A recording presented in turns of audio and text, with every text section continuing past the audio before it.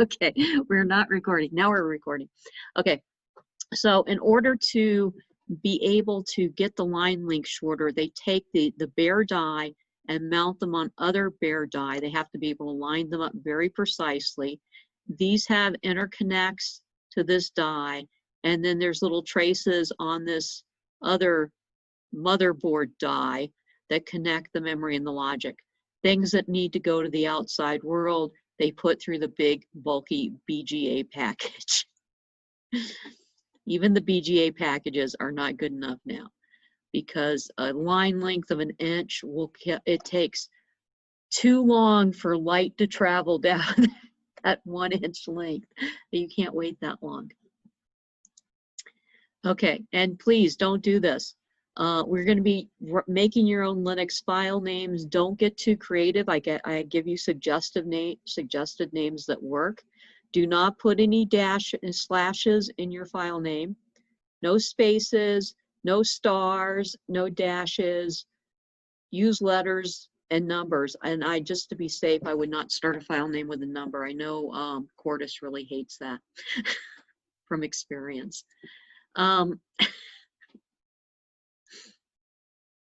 Where are we at? We talked about the first generation DRAM. I still have a few more things to say about that. Then we'll move it. We're going to try to do the second generation today. And then move into when we talked about a couple of array. We'll talk about some of the array architectures today too. Okay.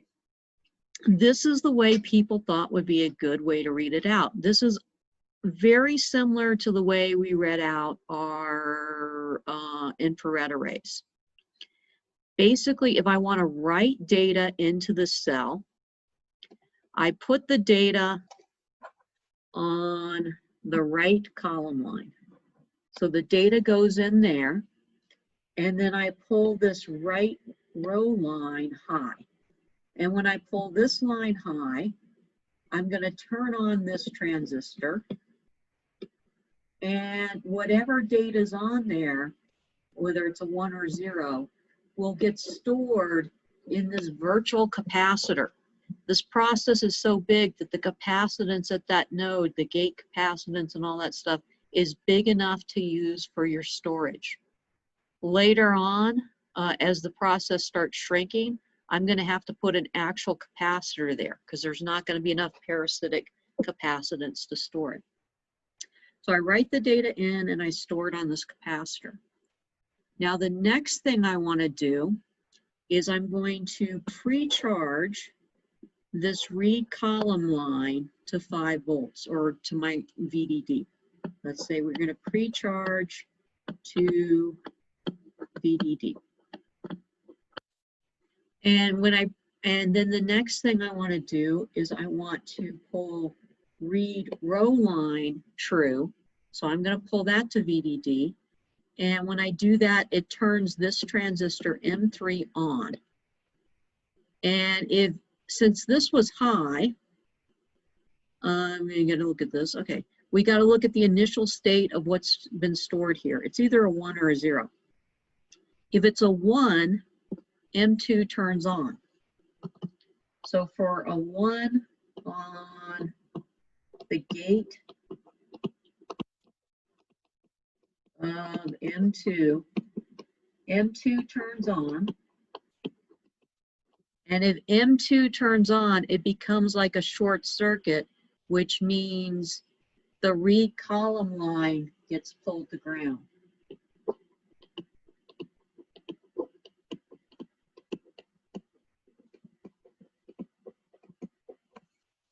Okay, I have another possibility. I could have no charge stored on that capacitor. I could have a 0 on the gate.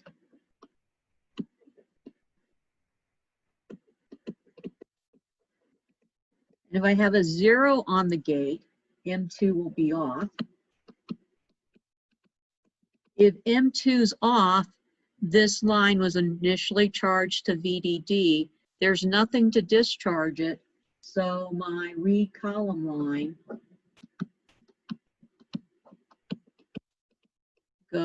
stays at VDD.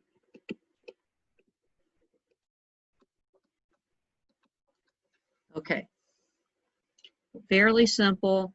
I'm relying on M2 being big enough to have enough gate capacitance that it can actually store the charge itself. It's self-storing. That won't be true later on. Okay. So what constitutes like a virtual capacitor? It's the gate of the MOSFET. Remember MOSFET, metal oxide semiconductor? So I've got metal on the gate. I've got some oxide. And I've got some semiconductor. So that looks like a capacitor because I've got two parallel plates of conducting material and I've got an oxide in between there. And that's usually what we talked about in 380 was the gate to source capacitance or the gate to drain capacitance. It's the oxide capacitance and it's the biggest capacitor in the MOSFET. Good. Why are we looking at the M3 so much on this? Because of the read column line, I guess. Well, the read column line will be what you eventually tie into the data output pin. Okay. Yeah. And the write column line is going to be coming from through a wandering route will be coming from the data input pin. There's a lot more circuits in between there, but I'm not going to talk about those yet. So we talked about this when we're writing. Remember, data goes here. And the write word line will be high. That turns on this transistor, which takes whatever the data is and stores it on the gate capacitance of M2. Okay, that was the write. I got ahead of myself. Now, when I'm reading, I pre-charge the read column line, the data outline, to VCC. It's going to have enough parasitic capacitance on that line because it's connected to a whole bunch of rows of stuff to be able to hold that charge up. If I have a 1 here, that transistor turns on and shorts it to ground. Shorts in the read column line will go to ground. The other possibility is that I put oh great. My markers are not as dark as they were last semester. I don't know why. If I put a 0 here, I put a 0 here, I cannot turn that transistor on. It is off. And if it's off, then this line is floating, so it remains at its pre-charge value. So this will be around VCC. Can you see that with the red at all? It's pretty difficult to see. Barely. Yeah, I know. My color markers are, oh, I'm using pencils, that's why. Pencils aren't as dark.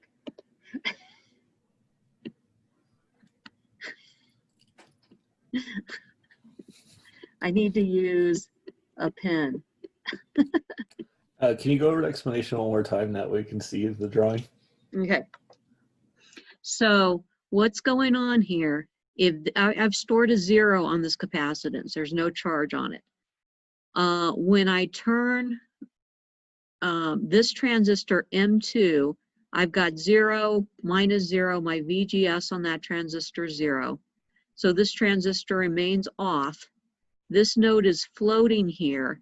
Even when I turn the read row line will be high. When I turn M3 on, it's just going to a floating gate, so nothing happens. The pre-charge value that I've initially set, that column line will remain. Okay. So, second generation. It's asynchronous. Still, I don't have a clock on it. All the timing is controlled by the PCB designer that is hooking this thing into their system. Now, if I think about 4 kbyte, a kbyte is 10 bits of memory, so 4 kbyte is going to be another 2. It's going to have 12 address lines. If I want to do 64 megabyte, now megabytes have 20, 2, 4, 8, 16, 32, 64. So it's 20 plus 6. Told you there's a lot of counting on my fingers involved. So I need 26 address lines. That would be 26 dedicated pins for address lines. Well, this is the point where people say, we don't want to do that anymore. We're gonna use the row address pins and the column address pins. We're gonna call them just address pins. And based upon the input signals, the chip has got to figure out whether you're putting in a row address or you're putting in a column address. So I'm going to reduce this down to, actually, it'll only be 13 pins. Save myself a bunch of pins. I would only need 6 pins for 12 address lines this way by multiplexing them. The other thing we're starting to find out about this point is if I try to put all 64 megabits all on one array, my line delays get really long, my yield gets really low, so it might be a better idea to split it into subarrays that have a higher yield, and then I can pick, I could put 4 on the die and pick the 2 that are good, and I get my yield up a good way. So they're starting to split the memory into these subarrays. The next thing they start doing is this 3 transistor cell is just huge. They want to get the memory density higher by having fewer transistors per bit. So they go to a 1T, 1C. And it's going to look like this. There's my word line. There's my column line. And I'm going to need a real capacitor now because my capacitor's not hanging off the gate. So I'm going to actually need to put a physical capacitor in here. But I can bury the capacitor underneath the transistor and have the cell size go down to 1 transistor as opposed to 3 transistors and all that routing. This is one of the schematics you need to build for your project.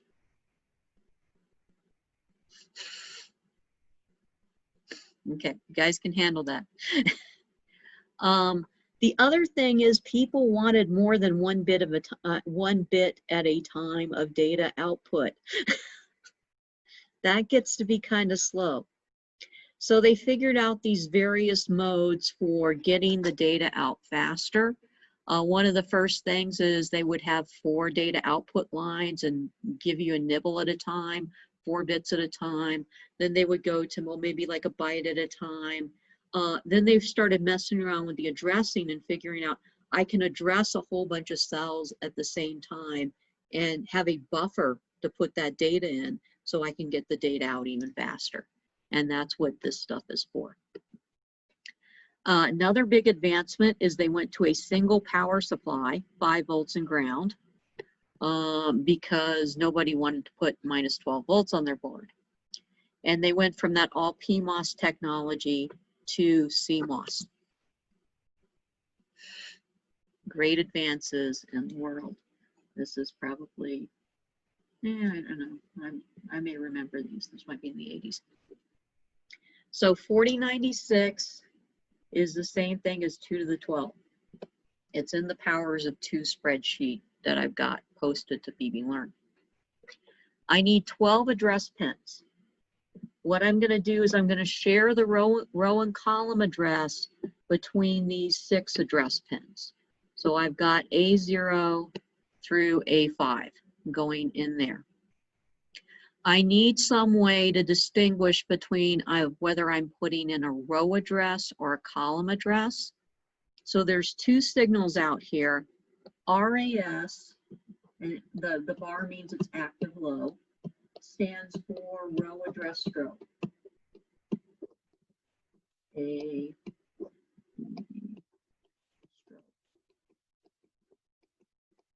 And CAS stands for column address stroke.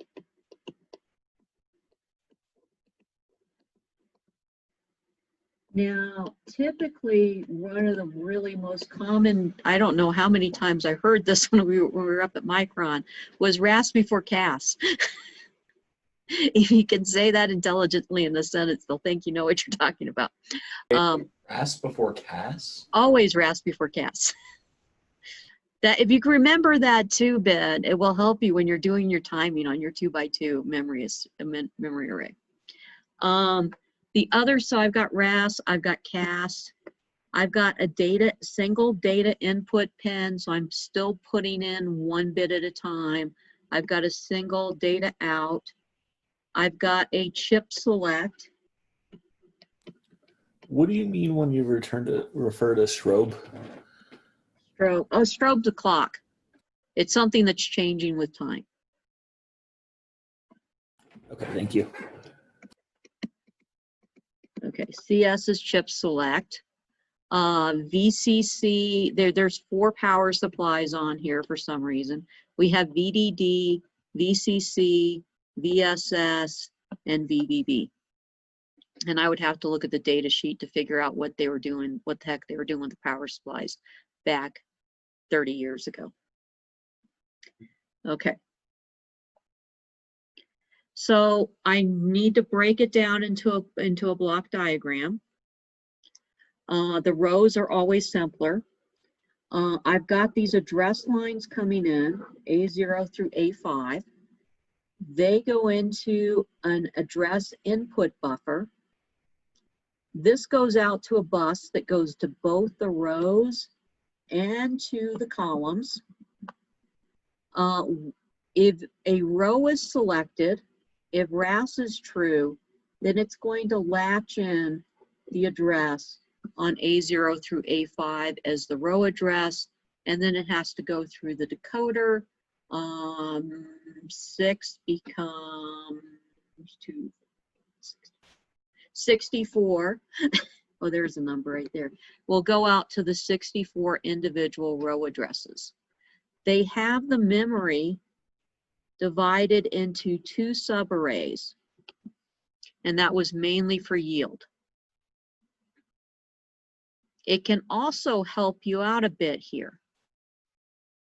If I want to get data out of this thing fast, this operation that's going to take the longest, and I'll explain this, the reasoning behind this later, is opening a row. So if I can open 2 rows at the same time, one in array 1 and 1 row in array 0, using the same row address, I can get the data out from the columns really fast. So again, this is just helping to speed up the operation. The column address latch and decoder works about in the same way. The difference is, where's the data? The data in's coming in here. The data in is written on the column bus, and the data out is being read from the column bus too. So it's a little bit more, the timing on the column is a little bit more complicated. And we'll go into like the gory details later when I get to the horrific timing diagrams.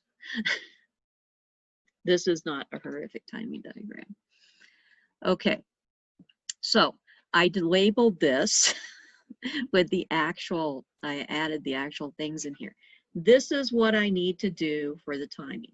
you always address the row first. It's always RAS before CAS. So I pull my row address strobe true first.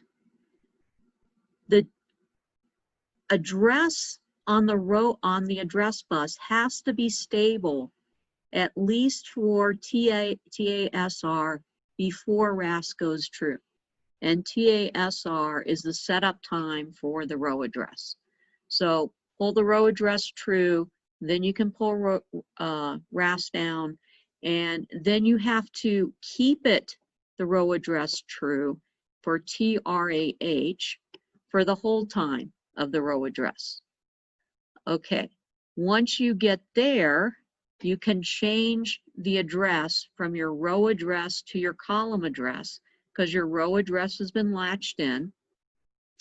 And you need some setup time on the column address. So that's TASC. And I misspelled it, didn't I? No, I didn't. TASC, the setup time for the column address. Once the setup time has passed on, and you are, the printed circuit board designer is the one who has to control this perfect timing. And yeah, it was a pain. Then you can pull CAS down. And that is the column address strobe.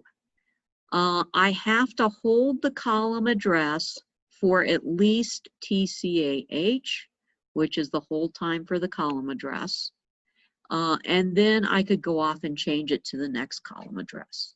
Or I could go off and say, okay, I want to address another row, I want to address another column, and then move on.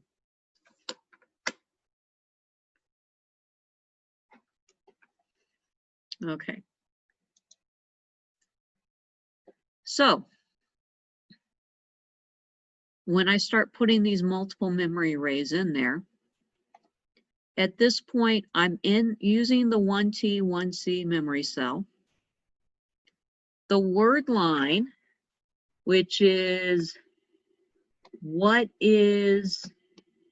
this is the row line also, is poly, because it's connecting the gates of a bunch of transistors together. And it's easier to do that in poly because the gates are naturally poly and just connect them together. The problem with poly is that it has a really high resistance and capacitance compared to metal. It's not a perfect conductor. And anytime you have big R's and big C's, my 280 class can tell you now, tau equals RC, you have big time constants, you have big delays. So this is a drawback. We have to limit the number of columns we put on the row so that the delay isn't too long. That's what's going to limit the number of cells in a word line or the number of columns. The cells are the columns going across there. The digit line has the same problem. The digit line is going on the column line, and this is where we're reading the bits out, so sometimes it's called the bit line.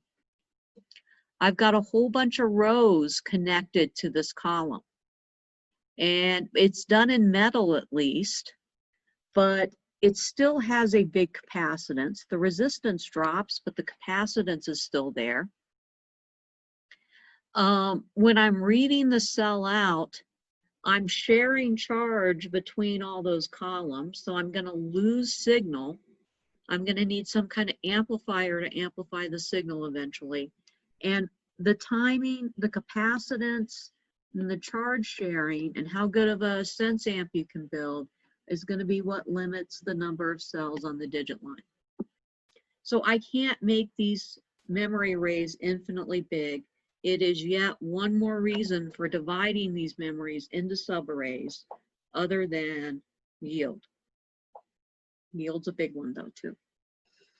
So that we'll talk about that a lot, how long you can make the word line. No, I'm just kidding. Don't get excited yet. This was probably where I was supposed to start this today. I'm always behind in here until we get to after midterm. Okay, so I'm the IC layout guy, and I want to figure out how to lay out these cells in the most compact way I possibly can. Notice that these letters are not in order. That's to keep me from going crazy. They match the actual letters on the diagram. Here's my cell. Each individual mbit memory cell, it's got to have H1 transistor. The gate of the transistor goes to the word line or the row line. The drain of the transistor goes to the digit line or the column line. And the source goes to a storage capacitor. Now, one of the first things I can do as a layout guy is I could look at this and say, the cell right next to it on the row is going to go to the same digit line. So just to confuse you a little bit, this is the row. And this, the horizontal direction is the column. Okay, so two cells on a column, if you look at this D square, two cells on the column share a digit line contact because they're going to go to the same place. That is going to save me from having to put twice as many digit line contacts in there. I can make it a little bit more compact. This row is in poly. Because it's in poly, I don't have to jump up layers. I don't have to put vias in. I can just run the poly across the active region here, and here's my transistor. So poly over active is the transistor. The gate area is actually, let me get a different color. Black. This is the actual gate area of the transistor right about there. I've got the digit line contact for the transistor I've been working on. This is the drain. That square right there is the drain. This is the gate. And over here I have the source. And I don't have enough room to put the E in, so just imagine it there. Underneath the source, this little round thing right here, buried into the substrate, is the storage capacitor. So I've got this whole region right here is two memory cells. It's a way of compacting things down. There's some defects to this, and we're going to improve it later. But for right now, if you understand this, you have a good idea of what's going on. We're not going to do any actual layout in this class, but we will look at layouts. And we will look at cross sections. Well enough that you can talk intelligently about them at your interviews, wherever you end up. So now I want to think about a row. A typical number in these days is I have 512 columns on the row per row. Now, this word line driver, I get the bit from the row address decoder that's going to go high when I want to select this row. It has to drive 512 gates of transistors. That's 512 times the gate capacitance. In addition, the entire word line is made out of poly to make the routing easier. So this poly itself has a really high capacitance, and it has a really high resistance. To be able to drive 512 of these transistors at the same time, I need a big beefy buffer here. Buffering cures everything. So I put a big buffer there. Now, one kind of drawback to this is if I put a big buffer here, I've got this row, this is one row, right? I've got another row sitting right next to it and another row sitting right next to that. So this buffer has to fit in whatever the width is of that row. So it's got to be both big and powerful and fit in a small space. Generally what we did, I don't know exactly what they do at Micron.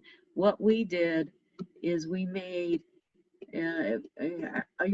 I'll use 30, I'll default to 30 micron pitch or something. You get the pitch, which is the spacing between the rows. That's an important vocabulary word. I'll say that a lot. It's the spacing between the rows or columns.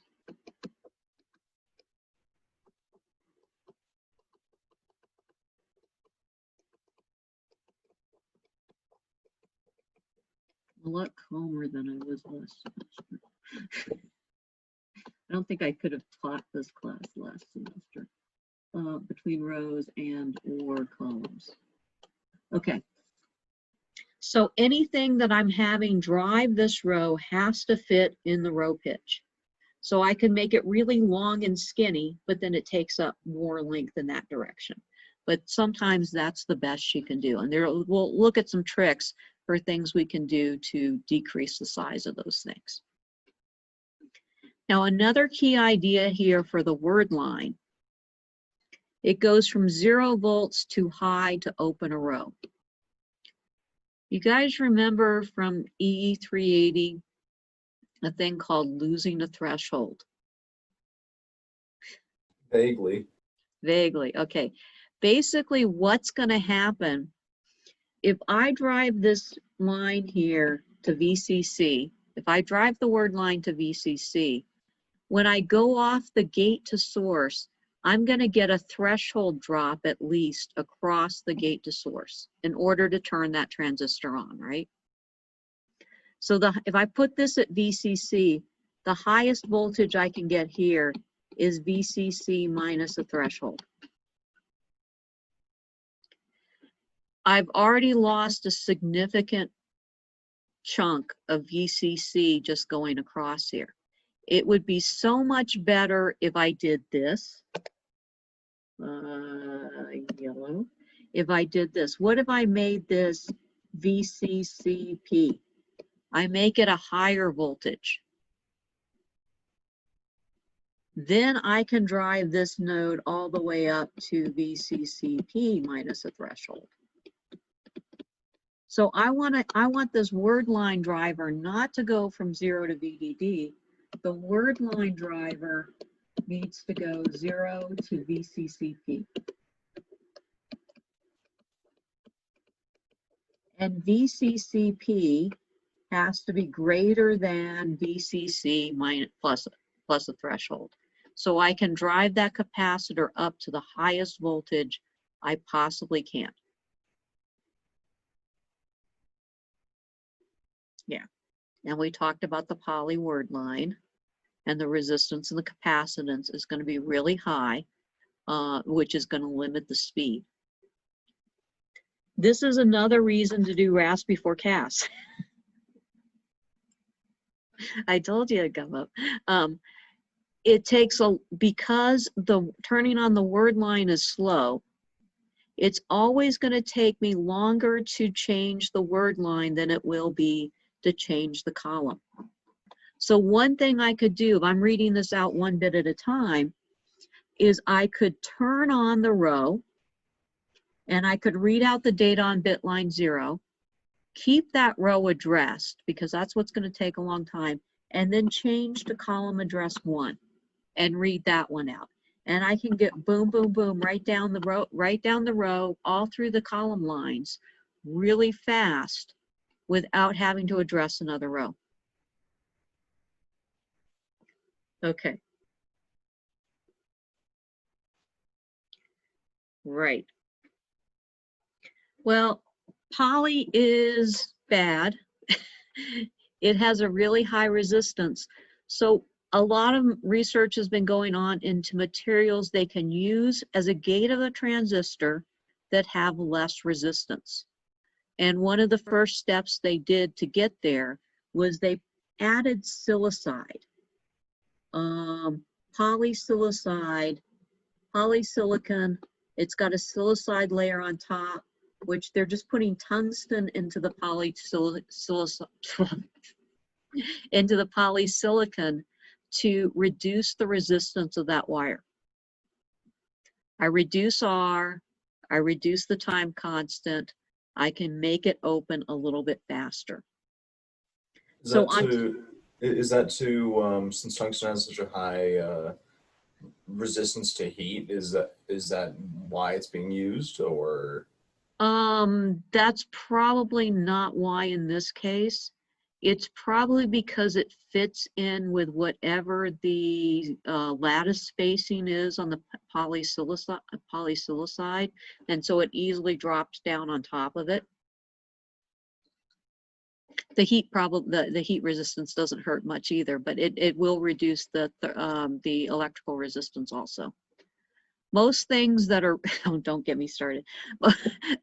Most things that are very good electrical conductors are also very good thermal conductors. If you can find finding materials that are good thermal conductors and not electrical conductors, you can use those as heat sinks. Finding things that are good electrical conductors but not good thermal conductors, you can use them inside cryogenic systems every material has their own little different good things and bad things about it. Okay, another way, okay, so that's one thing. Remember, our big thing here is tau equals RC.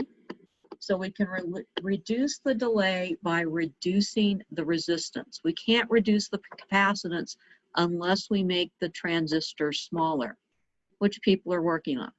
But it's a trade-off between making the transistor smaller and having enough room to put the capacitor underneath the transistor that you can store the charge for a reasonable length of time. Another thing you can do is put a bigger, beefier driver in there. You can put multiple drivers in parallel to make them fit, but they all have to fit in the column pitch. So as the device gets smaller and the in bits get smaller inside the device, I'm going to have less room on the side to put my drivers there. A lot of trade-offs. That's why it takes so many people to build a memory chip. Another thing that I can do easily, and we'll do this in a later chapter, is I can figure out what the capacitance and resistance is of a single in-bit cell, and along with its lines, I can put an upper limit on what the delay is I want, what resistance and capacitance I want, and use that to calculate the maximum number of cells that I want to put in a row. I can divide, and if it's okay, Ben. It's really okay. I have to limit the length of the row, but I can put multiple arrays in the same die, multiple memory arrays in the same die, and still get a big memory, even when I'm limiting the length of a row. Multiple arrays within one memory die. Wait till we start memory mapping. Okay, so this is what happens. We open the row. How do we open the row? We get a darker color. We take the row address is going to go from 0, not to VDD, but to VCCP, which is at least a threshold drop higher than VCC. This is going to be driven down the line.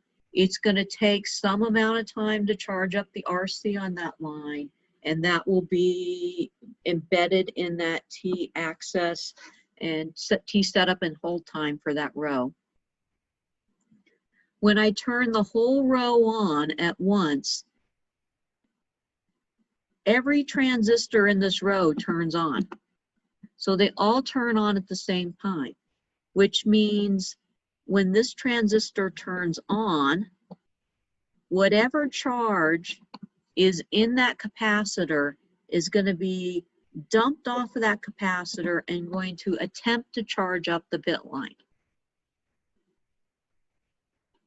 We'll pretend that like that works for now.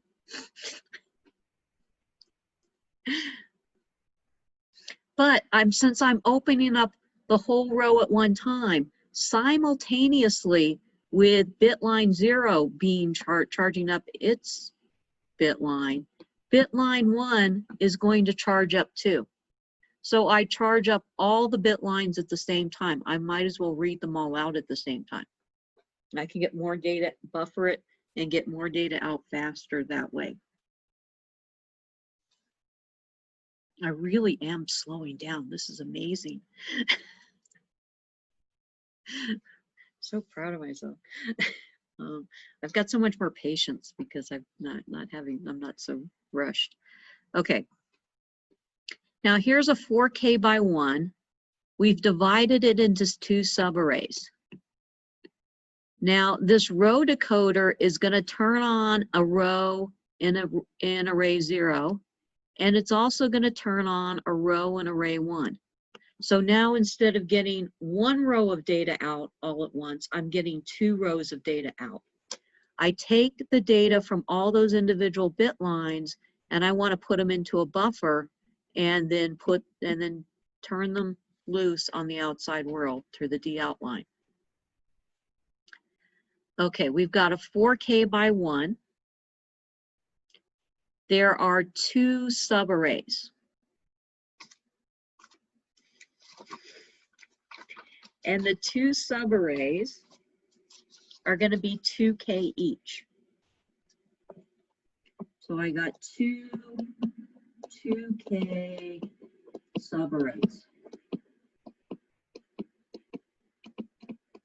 Okay, everybody's okay with that so far. In order to address 2K, 2K is 2048. I'm just going to abbreviate it 2K. This is the same thing as 2 to the 11th. So I need 11 address bits for each array. It doesn't divide evenly by 2. So I'm going to have 6 bits on the row. And 2 to the 6th is something or other. 2, 4, 8, 16, 32, 64 is 64.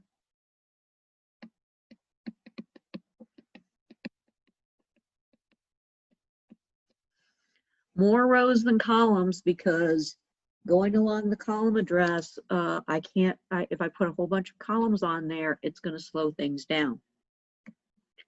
2 to the 5th columns, which is 32 columns.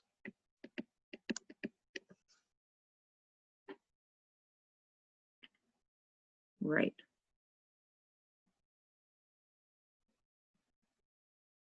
And I can open a row in both subarrays at the same time, which means I can get 64 bits of data into this data buffer at the same time.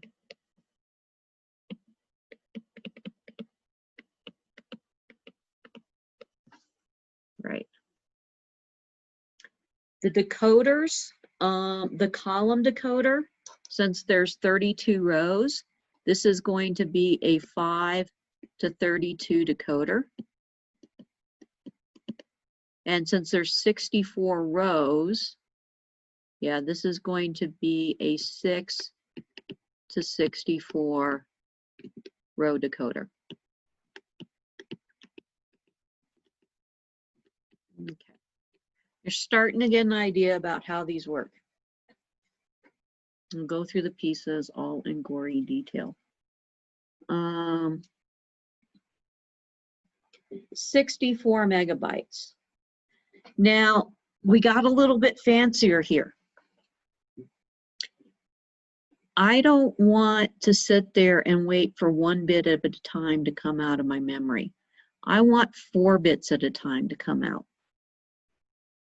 So I've got 64 megabits. Oh, this is important too. Let's talk about this. 64 with a little b, this is megabits. 64 with a big B is megabytes.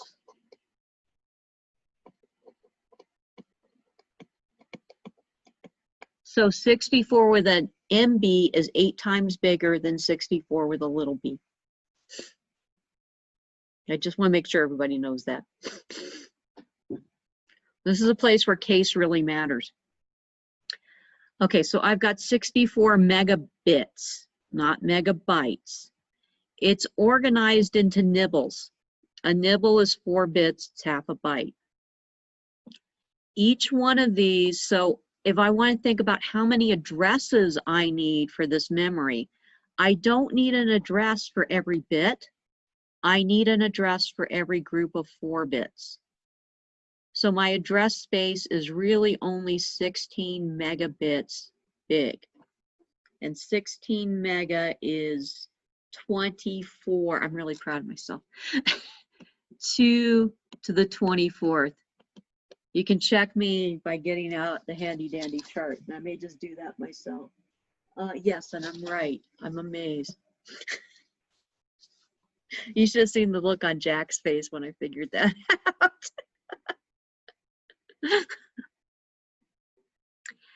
How many input output bits?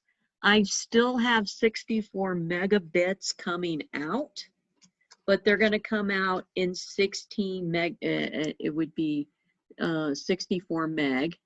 64 meg is actually 67 million. I don't have this memorized. 108. I got written down. 864. So that's the number of original of total memory locations. How many address lines do I need? I don't need those extra 2 address lines for the 4 bits because I'm not going to address them individually. I'm going to need 24 address lines. I'm going to break this thing up into 256 k-bit subarrays to get the yield up and to get the length of the row and the column short enough that I can address it fast enough. Now for 256K, that would be 20 minus 2, 18. I'm going to have 18 total address lines. 2 to the 18th, yes, I'm right. How many subarrays am I going to need? Well, I take that 64 mega and I divide by 256K. It's easier to do if I do this as powers of 2. It's 2 to the 26th. Yeah, I did that right. 2 to the 26th divided by 2 to the 18th. That's just going to be 2 to the 8th, which is 256. I need 256 of these 256 k-bit subarrays in order to fill up the 64 meg. This is the kind of math I did as an engineer. It had nothing to do with calculus. It was a lot more stuff like this, where you're dividing things up and you're figuring out areas and you're figuring out how to get it into to fit and all that good stuff.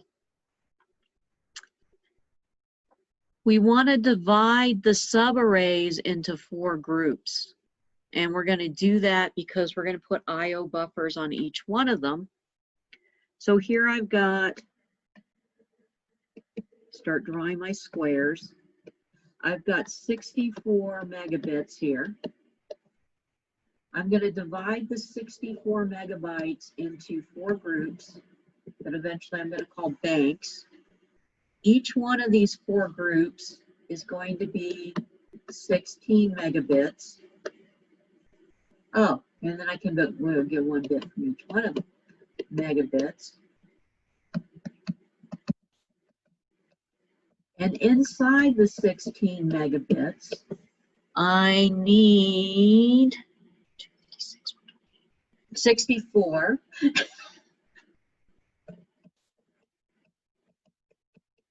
256K arrays.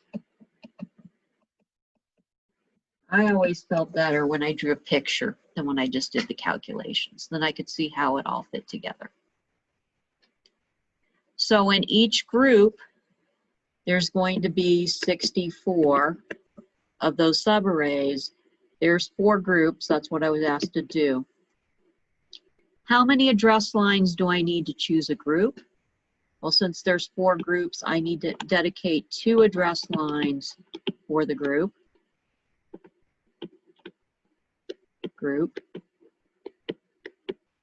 Within a group, there's 64 of them. 6 address lines for the array.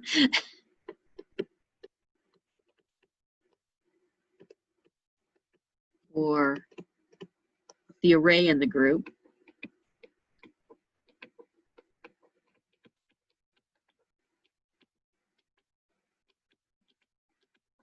And I need 18 address lines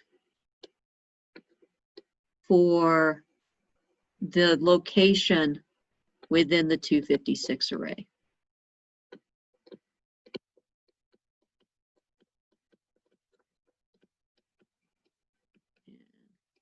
$256K array. And when you get done with all this, it better add up to be 24, does it? I don't think so. It adds up to be 26. That's because this is addressing the full 64 megabyte space. So if I was addressing 4 bits at a time within that 256K, I would only need 16 address bits to do that because I'm addressing a group of 4. So now it adds up to be 24 and I'm happy.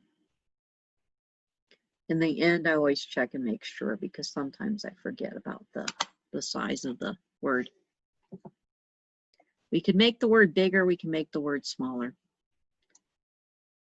Okay, let's talk about refresh a little bit. I talked about it a little bit last class. That capacitor that's sitting underneath the transistor, it's in a very small area. Because it's in a very small area, it's not going to be a huge capacitance. They came up with some brilliant ideas and I've seen things at Micron where it's like the transistor layer's about like this thick and the capacitors are like this long, buried deep into the substrate to be able to get the capacitance high enough that you can store enough charge on it. The bigger the capacitor, the less often I have to refresh. As you get to smaller cell sizes, you get smaller capacitors, you have to refresh more often. It's a trade-off. This is what we do when we're refreshing. We go through every single row address, and yes, there will be more details later. There's an internal counter that goes through the rows, saying, okay, this is the row I need to address next and refresh. If it's 64 megabyte, there's 2 to the 12th rows, 4096 rows. So this counter needs to count from 0 to 4095. Now, I've found out for this process, and it's different for every process and operating temperature and all that good stuff, the maximum refresh time before I start losing like 0.01 or 0.001% of the cells is 64 milliseconds. So every 64 milliseconds, I'm going to have to go to row 0 and refresh. Every 64 milliseconds, I don't have to do them all at the same time, but every 64 milliseconds, I have to go to row 1 and refresh. I just can't wait any longer between doing that. And I go through, and for this particular process, I find it takes 15.7 microseconds to actually refresh a single row. And it takes me 100 nanoseconds to read it out. So refresh looks like it's pretty slow. That doesn't make any sense, Dr. Brower.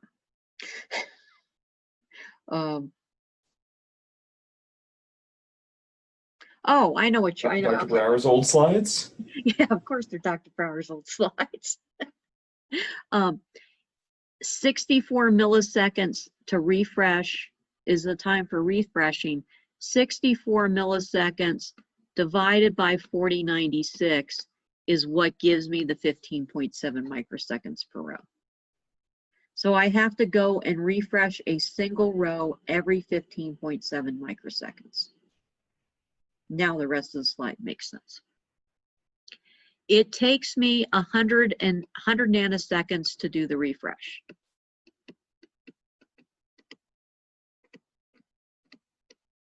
So 4096 times 100 is it takes 410 microseconds total to refresh the whole array, which means roughly 0.64% of the time is spent in refresh. It's not nearly as bad as it sounds. I just need a microcontroller to make sure that this is happening, to make sure I'm not trying to refresh a row that I'm reading, and to make sure that it gets through this every 64 milliseconds, gets through a complete refresh. Otherwise, I start to lose data. My error rate goes up the longer I wait between refresh. You really want to upset Micron? Oh, I've done this. I asked like the chief engineer at Micron, like the most senior guy they have, how do you turn off refresh? What do you say? He about went through the roof. Apparently hackers have this thing. If they could turn off the refresh, let's say on a row that contains a bit that gives you super user security privileges, people try to do this.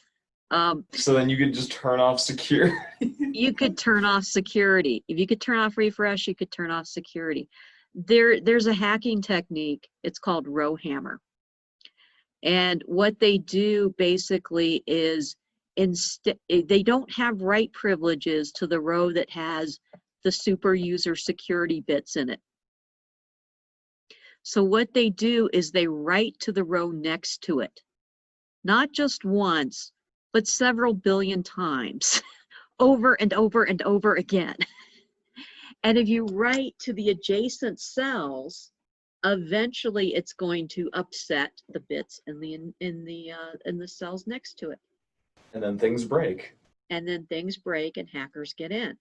Now, another thing that they've done, and this is getting way, way beyond, don't even think about this after this, is to prevent people from doing that. They know that, okay, this data that contains the super user bits that I need to change is on row 12. That is logical address 12. The logical address of the row on the Micron chips does not map to the physical address of the row. They've got the data scrambled in there. And all this to prevent hackers. And of course, yeah. Yeah, that's a pretty clever way of doing it. And this guy is sitting there, and I asked him the question by email. And this was several months before I went to Micron. And then I'm eating lunch with him. And all of a sudden, he gets this look on his face. And he goes, I remember you. You're the one who wanted to turn off refresh. And I just go, yes, it's for security. What happens if the refresh somehow the internal counter like skips one? Like if it doesn't refresh a bit? Okay, I've done this. I have managed to measure how long it actually takes. I did a little, me and Jack did this little trick a couple of summers ago where we effectively turned off refresh on the array. And if you miss one cycle, you may lose a bit or two in the array. On the average, it takes about 3 to 5 minutes for a cell to actually lose its data. The problem is you want every cell to maintain its data. So most of them, it's almost like a Gaussian distribution. Most of them take like somewhere around 4 minutes, let's say. Some of them will only take a couple of seconds as soon as you turn on, or milliseconds. Those are the ones that are going to give you errors. Some of them take hours before they lose their data. And it's a very kind of Gaussian thing. And we went through and we measured that very thoroughly 2 summers ago. Okay. Do you have to implement ways to like prevent like it skipping a refresh? You used to. Okay. Back in the early days, these memories didn't have controllers in them. Now they have refresh controllers. And so there's a little microcontroller sitting next to the memory array that does all this for you so that the user doesn't have to think about it. Okay. You can mess around and change the refresh time within limits, but they won't let you set the refresh time to infinity. I learned that from experience. Okay, thank you. Yes, this was me and Jack's last summer with the FPGA boards.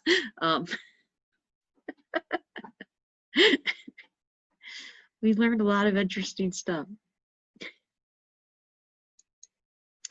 Okay, so different modes for how you can get data out. Oh, by the way, you have 10 minutes left. Thank you. And I have a bunch of slides. I've got less than that. Okay, we can get data out in different modes, and I'm not going to talk about these because these are all archaic. Let's just skip this. And the whole idea is if I turn a row on across all the subarrays within the memory array, the row is what's going to take a long time. I can read out all the bits from one subarray or all the bits from all 256 of the subarrays and store them in a buffer to put out. This is what these page modes are doing, and they have different things for this. Right. Nibble mode. I don't want to talk about that. Oh, I'm done. Maybe we do want to talk a little bit more about this. So yeah, you can vary the amount of data that you're getting out in a block. And this is just basically what's going to speed it up. Why don't I open it up to questions instead, since we got 5 minutes?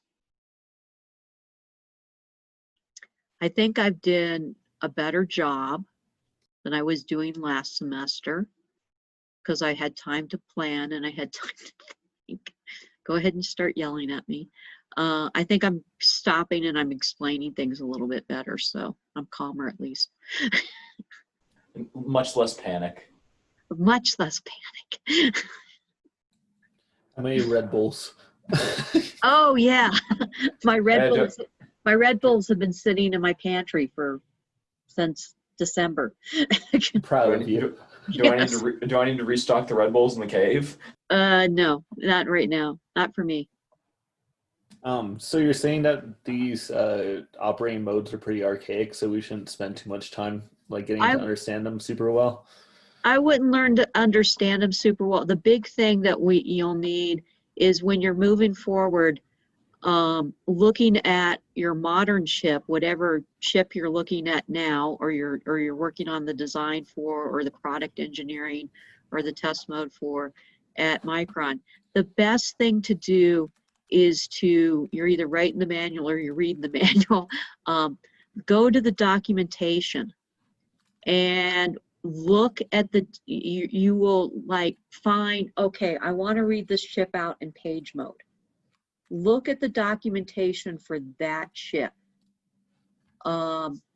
Fortunately now, you generally don't have to, we haven't been designing these from scratch.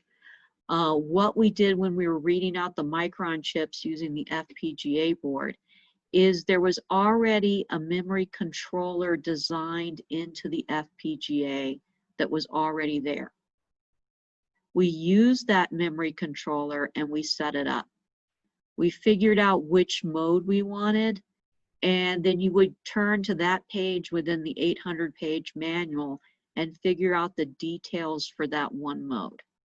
And nobody can keep this stuff all in their head. And it changes from design generation to design generation. So it's not really worth memorizing. The thing that's worth remembering is that there are different modes that control how much data that you get out at a time. And I have a way to choose between them.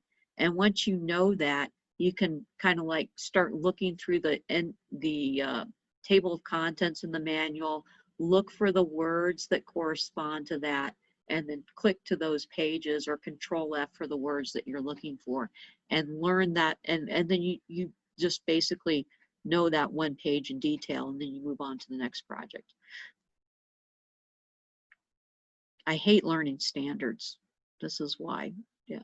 It's gonna be a lot of fun in 310.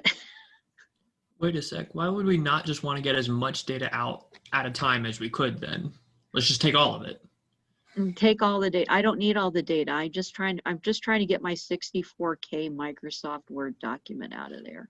Oh, that makes sense. And yeah, or it depends upon the, I mean, if I'm trying to download, if I'm trying to open up Microsoft Word, then I have to get all the memory associated with Microsoft Word. And that may be trillions of megabytes knowing Microsoft. So then I would want to get the data off as fast as I could. I would use the maximum size page or whatever they call it of data in that case. But if I'm just trying to get a small chunk of data out, there's no point in reading all the data. It all depends upon how big of a file you're trying to download. That makes sense because it'd be faster to pull less data then, huh? Right. Or if you're Angela, like us and we're just trying to read out 256 bits at a time, then we can do it at our leisure. Because we're just going to make a key out, or encryption key out of it anyways. Irrelevant question, but who's using BJTs? Like, it looks like is no one using them? Yes, Why lots of people are using them. Where they get used is it's not in memory chips. Well, there will be a couple of BJTs in the memory chip, but they're kind of built dorkily. TI, analog devices, anytime you're building an op-amp or an analog circuit, any type of analog circuit, BJTs have superior performance. They're faster, they have better they have better output resistance. You can put these things called JFETs in there that have like almost infinite input resistance. You can do a lot of things with other types of transistors than MOS, but they're mostly used in the analog world. If you're talking about a microprocessor or a memory chip or something that's the dominant parts of it are digital, then we can get much smaller transistors in the CMOS processes.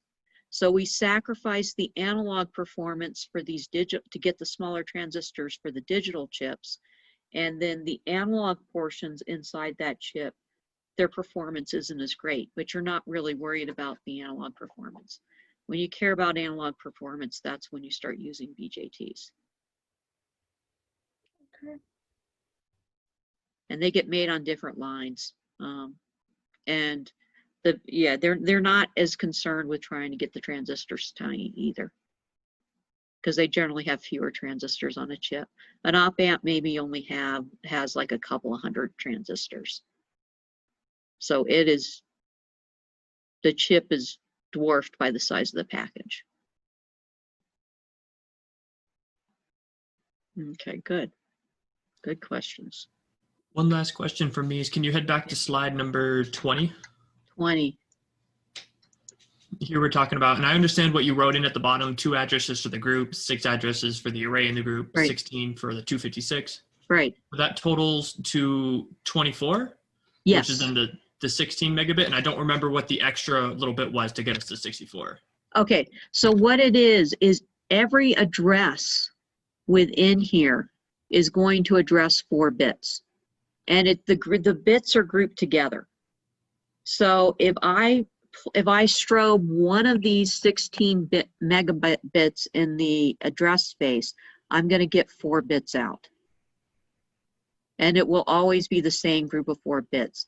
So I don't individually address those 4 bits. I'm actually addressing a group of 4 bits. Oh, okay. Yeah. Good. Yeah. Okay. Good. I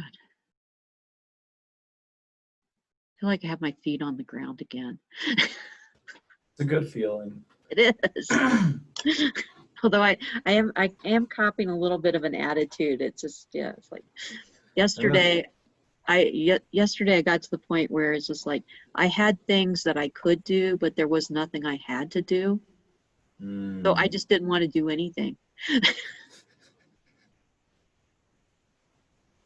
Are we having an IEEE meeting tomorrow? Well, Hunter hasn't responded at all to Okay. All right. He should be in this afternoon. He should be in about nowish. He did. Roll. Yeah, let me do roll real quick. Matthew Miller. Brendan Smith. Yu Hao Wei. Okay, everybody else is here. All right. If you're in China, you can show up for the class at 2:20 Flagstaff time. You can listen to the video. Just send me an email that you listened to the video. And if you have any questions, you can always come to office hours or send me an email or something like that. So don't feel pressured to get up in the middle of the night to hear me. That also works for if you're in Kuwait or Saudi Arabia or the other place. Okay, so I will see you guys on Tuesday. Thanks, Julie. Okay, I'll see you, Ben. All right. Julie, are you gonna be in 6:39 tonight? No. No? Okay, fair enough. Okay. Oh, Hunter did put a Google poll up in the Discord for availability. Okay. So if you feel like hopping on Discord to. I'm not in the Discord unless somebody put me in there. You are in it. Hunter put you in there. Okay. I think. Let me try. Victor, Yes. I have a question, but not related to this class. Okay. I'm taking EE490 this semester, Okay. and I'm